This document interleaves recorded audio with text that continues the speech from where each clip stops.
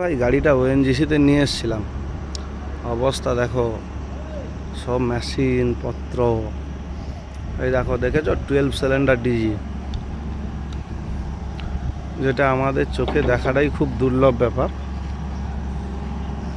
যার রেডিওটারটার উপরে উঠে জল চেক করার জন্য শুধুমাত্র সিঁড়ি আছে। আর এই যে একটা উঠছে এয়ার প্রেসার মেশিন, এর মধ্যে একটা 12 সিলিন্ডার ইঞ্জিন আছে। সব গাড়ি লোড হচ্ছে,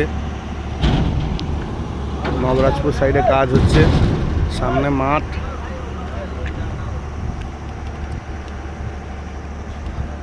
মাঠে সমস্ত এই যে পাইপ বেছানো আছে, দেখো লম্বা করে কাজ হয়ে আসছে। ওখানেও জেসিবি কাজ করছে, ওখানে গিয়ে গাড়ি নিয়ে তেল দিয়ে এলাম। এই যে ঘরগুলো দেখছো, এই ঘরগুলোর কাছ থেকে কাঁচা রাস্তা, এই রাস্তার গা দিয়ে গিয়ে ওই যে জেসিবি চলছে, ওখানে গিয়ে তেল দিয়ে এসছি গাড়ি নিয়ে। সব স্যাররা টেন্ডে বসে আছে, এখানে টেলারে হাওয়া মেশিন লোড চলছে, নরঘাট নদীর ওপারে যাবে।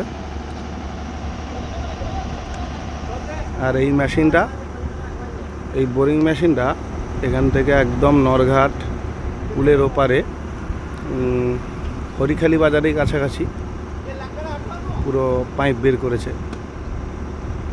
এটা মগরাজপুর থেকে ভেতরে 8-10 কিলোমিটার এসছি এখান থেকে। আর ওই যে আমার গাড়ি দাঁড়িয়ে আছে, আমার গাড়ি বাদেও এখানে কোম্পানিতে অনেক গাড়ি কাজ করে। ওখানে একটা লিলেন পাওয়ার পড়ে আছে স্টাফদের জন্য, যারা রুমে থাকে তাদের পাওয়ার ব্যাকআপ।